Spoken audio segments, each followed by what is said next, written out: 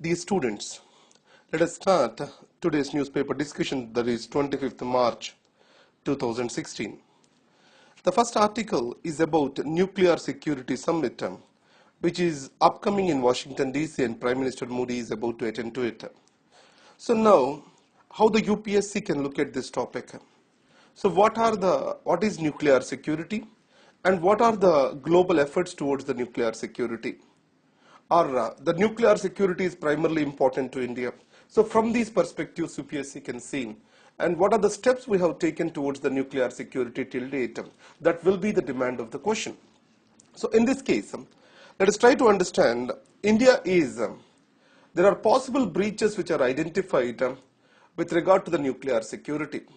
One is the terrorists acquiring a nuclear bomb, or internal sabotage in a nuclear facility, or the nuclear material is available freely and this can be used to make a dirty bomb. So in this case, the nuclear security stresses on developing local laws and regulations to tighten the use of nuclear materials outside the secured facilities. So nuclear safety and nuclear security, both of them are different from each other. The nuclear security is mostly seen from the dimension of atomic minerals being protected, or also the nuclear safety is seen from the operationalization of the nuclear energy facilities. So there is fundamentally a difference between these two. So in this case, why nuclear security is more important to India? Now, the threats of terrorism are growing. Al-Qaeda, ISIS, and even some terror elements in Pakistan, they wanted to have the control over the nuclear bomb.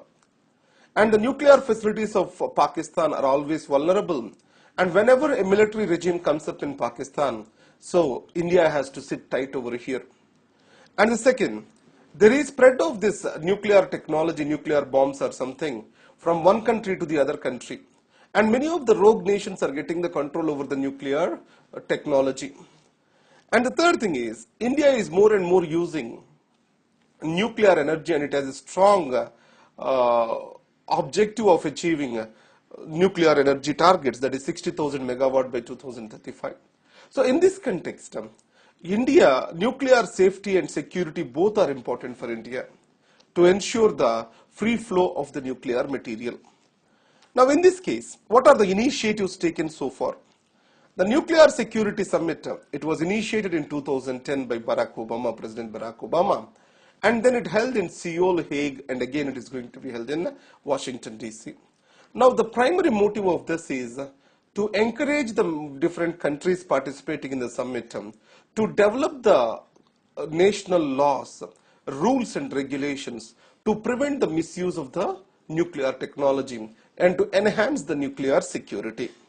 Added to that, nuclear security fund is being created, and India established a global center of excellence for nuclear energy partnership, and the centers of excellence are training thousands of volunteers, thousands of people. In this case, this also can be spread across the world. IAEA, Nuclear Security Training and Support Centers, and then the nuclear reactors which were using the highly enriched uranium, slowly they are shifted towards the other ways. So they are shifted towards the low enriched uranium, or else they are being shut down now. And the UN Security Resolution 1540, so what it states is this. It is regarding the non-proliferation of the weapons of mass destruction. Member countries shall make necessary legal and regulatory measures to protect the same. And this UN Security Council Resolution 1540 is a right effort towards the nuclear security. And added to that, the GICNT, that is Global Initiative to Combat Nuclear Terrorism, the United States and Russia, they are co-chairing this, and it is drafting the policies that has to be taken at the global level to fight this menace. And also at the G8 level, there is a partnership to combat the spread of the weapons of mass destruction. All these are the measures coming up with regard to nuclear security. But till date, we don't have a multilateral agreement or mechanism and multilateral institutions to fight the nuclear security. That's what is the major drawback. As of now, some parts of the UN, IAEA, Interpol, these are trying to prevent the smuggling of the nuclear material, and there is no permanent institutional base to work for this. This is the major weakness of this. Now coming to the OBOR plan. So with regard to this, the China wanted to be a global power. So in this case, how the things are changing, let us understand. How it is different from the growth of the United States of America. Now what is Eurasian landmass? The Europe plus Asia landmass, it is called Eurasian landmass. There is a theory by Mackinder. It is British. The Mackinder theory, what it says is, world is divided into three parts. The world island, it consists of Asia, Africa plus Europe. So this is the most largest and populous. So the heart of this, the world island, is between Himalayas and the Arctic and Volga to the Yangtze River. So this is called as the heart of this world island. So whoever controls the heart of the world island, they will control the entire world island. The people who control the world island will control the entire world. This is what is the Mackinder's theory.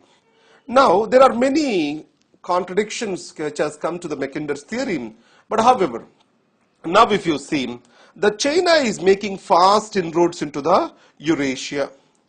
So now if you see, the Iran, what it is building the new ports over there. Through Iran, it is trying to find a way into the Central Asia. And added to that, its relationships are becoming stronger and stronger with Russia.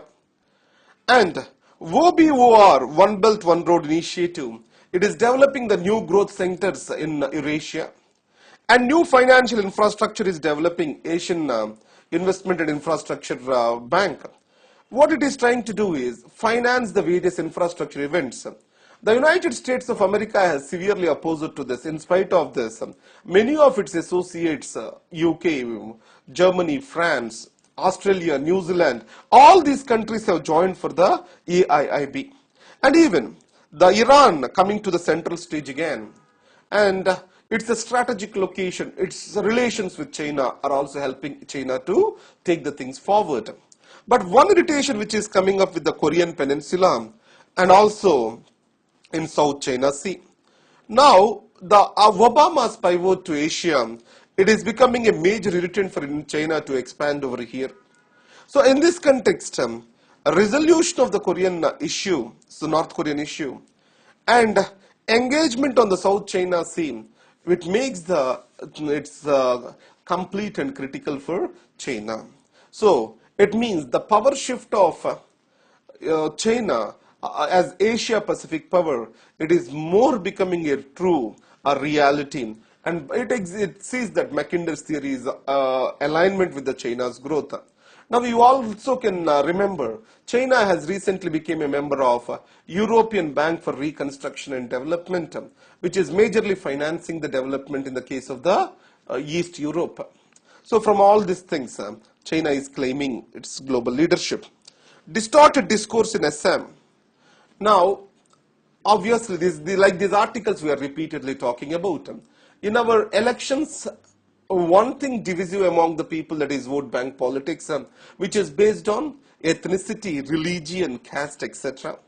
Now, once we make an inroad into the peace process, slowly the elections try to disrupt that because the parties, they are polarizing the people on these particular lines.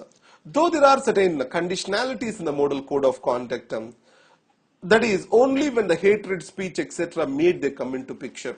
But polarization of the people on ethnic, religious and caste lines, it is not against any law. So it means here a moral has to prevail. So which is missing over here. And then towards a law for good Samaritans. So who are these good Samaritans? For example, whenever there is a road accident, a bystander who tries to take him to the hospital, help him to gain the life, he will be a victim of a series of civil and criminal liabilities where he was forced to be a witness and multiple times he has to visit a court. Fearing this, many bystanders, they think twice before helping an accident victim. So in this case, the government of India has given certain guidelines saying that the law shall be amended where a person giving witness in a court of law is only voluntary and it shall not be made compulsory.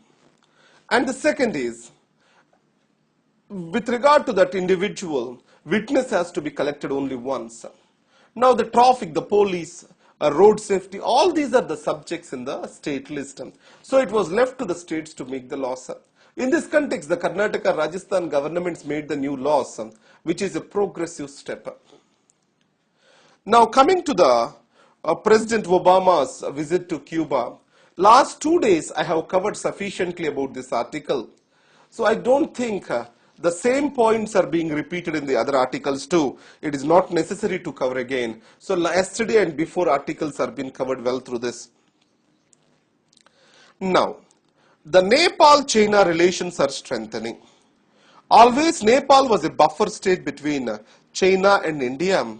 After the recent irritants between these countries, Nepal trying to diversify its source of the supplies, and China was its natural choice. So in this context, Prime Minister Oli recently visited China and made a trade and transit agreement, which will open the Chinese ports to the landlocked Nepal. On the other hand, the army chief is also visiting the China very soon.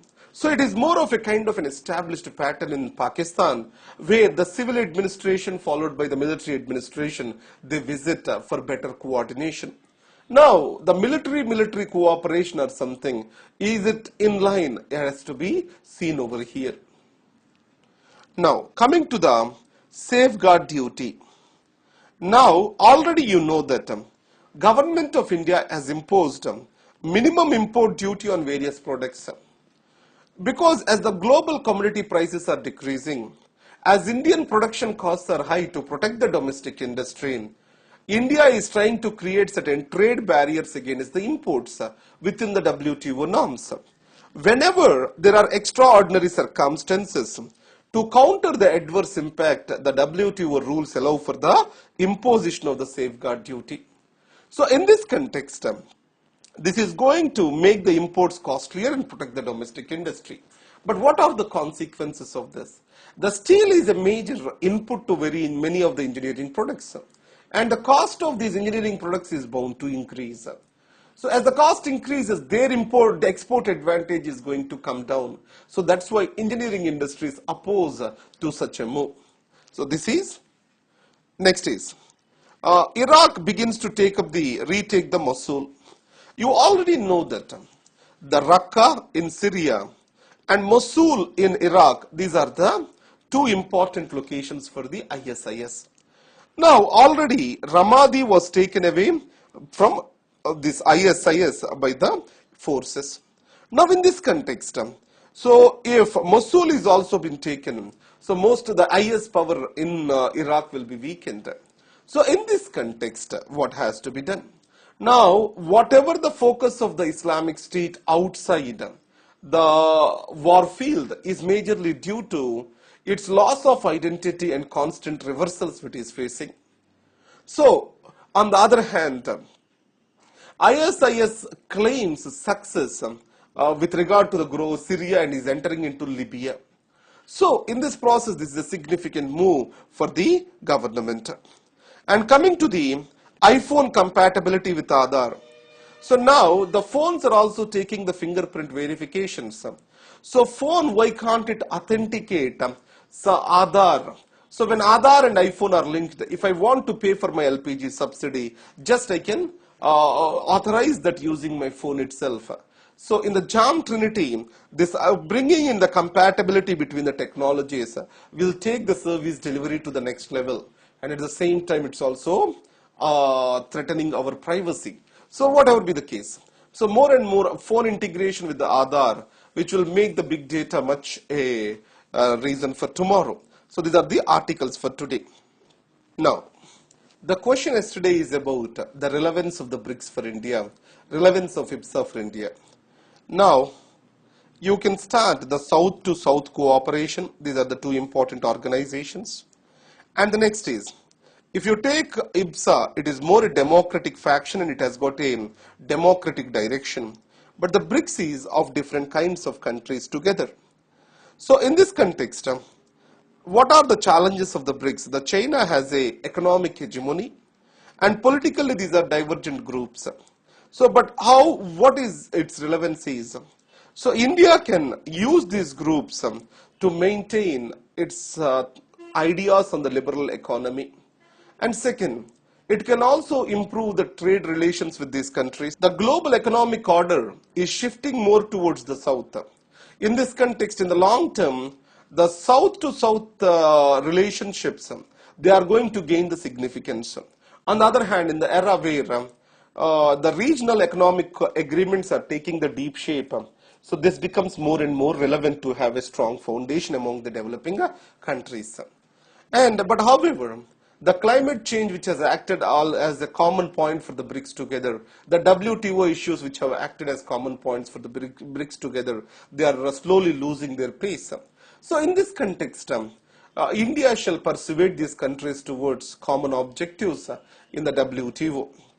And added to that, if you take the India's grand strategy, it has to become a norms shaper in the global arena than a norms taker. So the bloc appears to gain the more prominence in the institutions of global governance as New Development Bank, AIIB, these new institutions as they are coming up. And as India being a natural partner to this, it gains the significance over there. So in this way, you can complete 5 to 6 points on this area. Thank you very much. All the best.